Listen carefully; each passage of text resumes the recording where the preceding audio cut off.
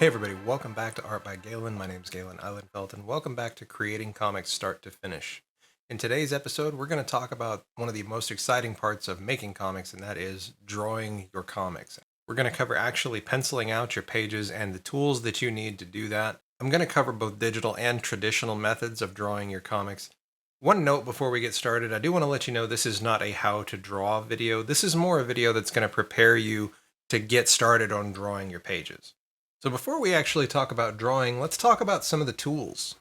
And talking about traditional art, first thing you're going to need is some paper. Now there are a couple of different kinds of paper that I recommend for using while drawing your comic book pages, and that is a nice 100-pound Bristol board.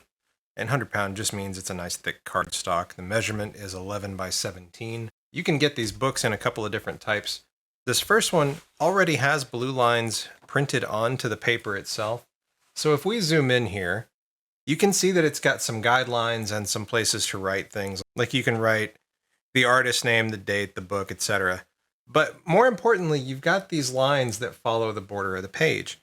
Now I'm going to tell you what these mean. So this first line here is called your bleed line.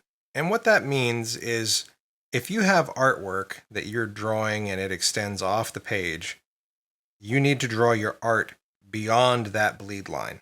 Because when they come in and cut the paper that it's printed on, it needs art to go off the edge. You can't just draw it up to the edge because their cuts are not exact. They may move just slightly, which is why we have this second line here called the trim line. And that's this dotted line right here. Now the trim line, you can assume that anything in this area might get cut off. You don't want to put anything important there. You definitely don't want any text there. So it's best just to be safe. Don't put anything important in this area. And this next dotted line on the inside, this is what some people call the live area or the safe zone. So your artwork will extend off of the page if you're doing a full bleed. But within the safe zone is where you want everything important. You want all of the main artwork and stuff. You want all of your text bubbles and speech to be within that safe zone. That way there's no chance of it getting accidentally cut off, or if it's on the inside of a page, you don't want it getting lost like in the crease. Because if you could imagine two pages together, this is the part where it's going to unfold. Now this book also has some guidelines on it for you to be able to take a ruler and very easily draft out some basic panels. It's got it cut into quarters and it's got it cut into thirds. And so you've got some pretty easy references for some straight lines if you're doing more basic panel layouts. One thing to keep in mind when you use this kind of paper, these blue lines will pick up when you scan them. So that means that in the process of prepping them to be colored, you're going to need to edit that out. And I'll show you how to do that in another video. Me personally, I just prefer to use blank paper. This is the exact same kind of paper as this here. It's just blank. There are no perfect lines or anything like that. There are no edges or anything guided out for you. But the problem that presents is if I draw my page full on this, it's not going to be to proper proportion. Some of this page is going to end up getting cut off. What I did, because I don't have any guidelines, but I do need them, is I took a page out of this book with the blue lines and I made myself a template. I took an X-Acto blade and I cut inward on all of the bleed lines. Because I've left these little corners on the edges, all I have to do is line those up with this page because it's the same size, it's 11 by 17, and I give myself very rough little guidelines where those bleed lines would be. And I've cut these corners where the trim line would be. So I've essentially got marks that give me both the bleed and the trim line, which is all I really need. And I like that because it removes the step of having to edit out the blue lines later on. That's just my own preference, but I'm going to teach you how to do it both ways. All right, now that we've talked about paper, pencils are kind of a given. I don't really try to tell people what pencils to use. I assume that most creators are going to have a favorite. My personal favorite are these Staedtler Mars 2mm lead holders. They don't call them pencils. I don't really know why. All I know is that the lead is incredibly thick. It's actually 2mm wide. I like that. I like that because they hold up very well. I like that I can sharpen them to a nice fine point and I can use them. and I don't have to worry about accidentally putting a whole lot of pressure on it and breaking the lead. And they do last quite a while, and they're very easy to change and to sharpen. If you do get one of these, you do have to get a special sharpener. You can use the back of the pencils as a sharpener, but they make a very narrow point. I like a longer point like this, and so I have to use this sharpener. Although it did take me a little bit to figure out how to use it. I didn't understand the mechanism, but if you do have one of these and you don't know how to use it, basically you look at the little point on the lid and you say, okay, I want to be able to do that point or that point, and you adjust the length of your lead hanging out to fit just inside that, and then you stick your lead in the pencil sharpener, and you actually have to rotate it around yourself. And then it's nice and sharp. It has a little spongy thing that you can use to clean the lead dust off of, and then you're ready to go. Now, of course, if you're going to be working with these kinds of pencils or any kinds of mechanical pencils, you're going to need replacement leads. You can get these just in black or in different colors. By the way, any of the materials that I'm showing here, I do have affiliate links down below if you'd like to get some of these for yourself or just check them out. There are links down below for everything I'm going to be showing you today. You're also going to need a good eraser. I have a few that I work with, one for more kind of refined erasing, one for more broad erasing. I use this one a lot after I've inked when I want to remove all the pencil marks and stuff. And then I've got this one, which is an electric one. And I don't know if you can hear it, but basically it has these little erasers that you put in the end. And the one that I got, it came with really thin ones and it came with thicker ones, like about as wide as this gray piece here. And it just rotates. It spins really fast. It's very good for erasing some of those difficult lines and some really fine areas as well.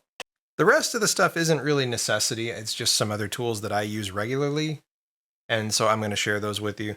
A good compass you can't go wrong with. This is for drawing circles. And the only thing I will say with this is make sure you get one that's nice and sturdy that will hold its position. You don't want one that's going to be changing as you're trying to draw your circles, making them inconsistent. And one thing I really like about this type is the lead width is actually the same as the lead for my pencils. So in the event that I do accidentally break the lead, or if I run out and I'm getting toward that very end of the pencil, I can take that out and actually put that in my compass. If you don't like using these types of compasses, they do make these as well, these stationary ones. It's more of a stencil where you lay it on whatever you're drawing, you place your pencil in one of these lines at the right measurement, and then you just rotate it around.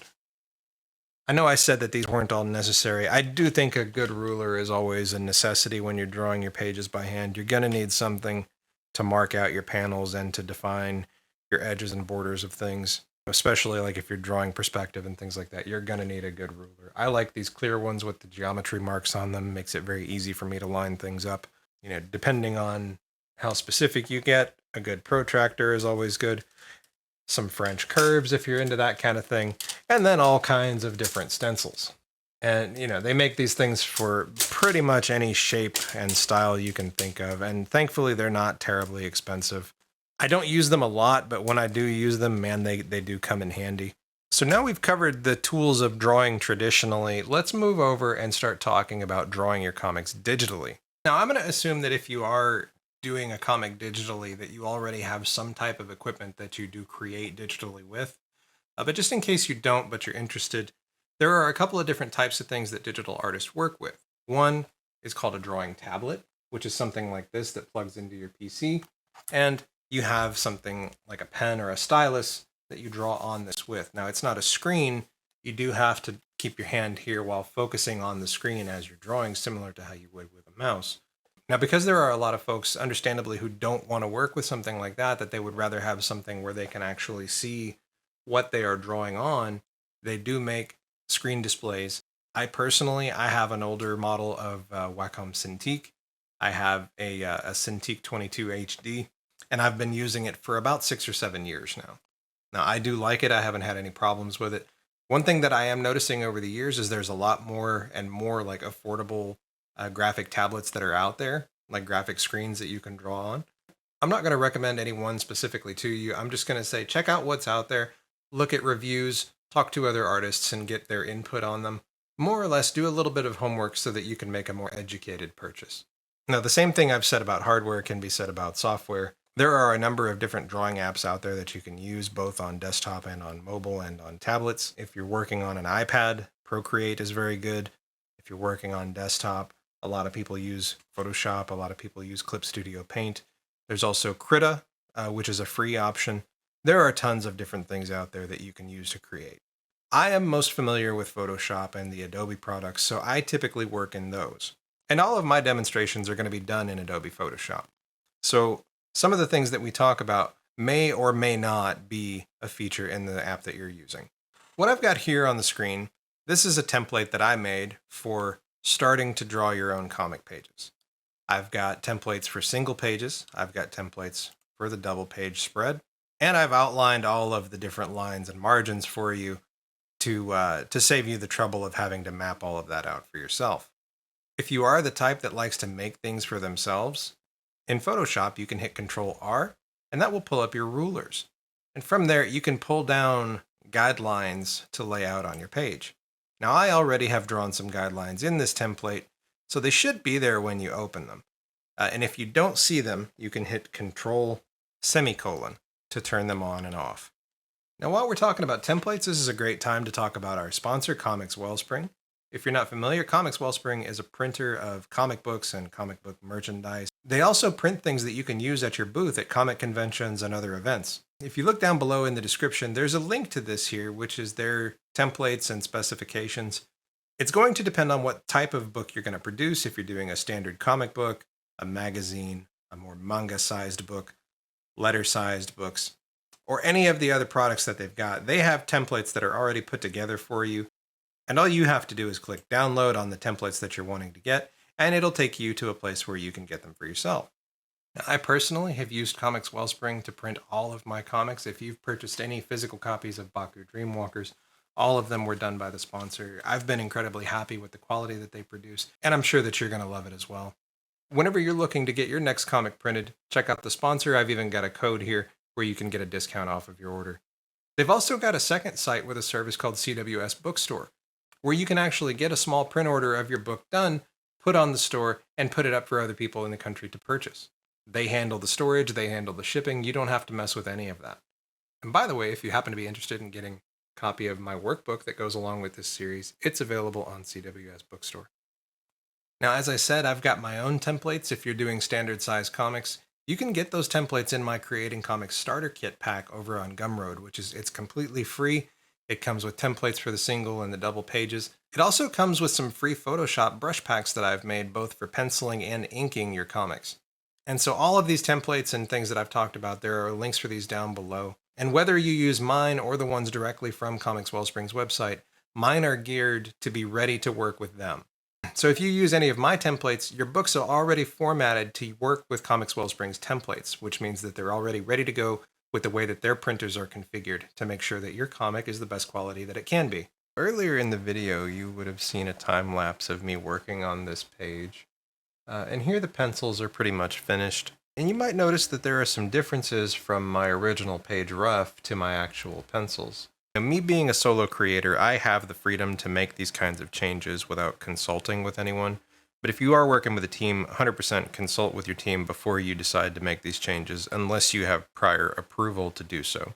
One of the major things that I wanted to do was I wanted to kind of zoom in on this scene a little bit and fill out the real estate of the page a little bit better. I felt like this was kind of a weak composition on the bottom portion here. And so essentially what I did was I cut this square out and moved it upwards, and I took these three panels and moved them over here into a stack.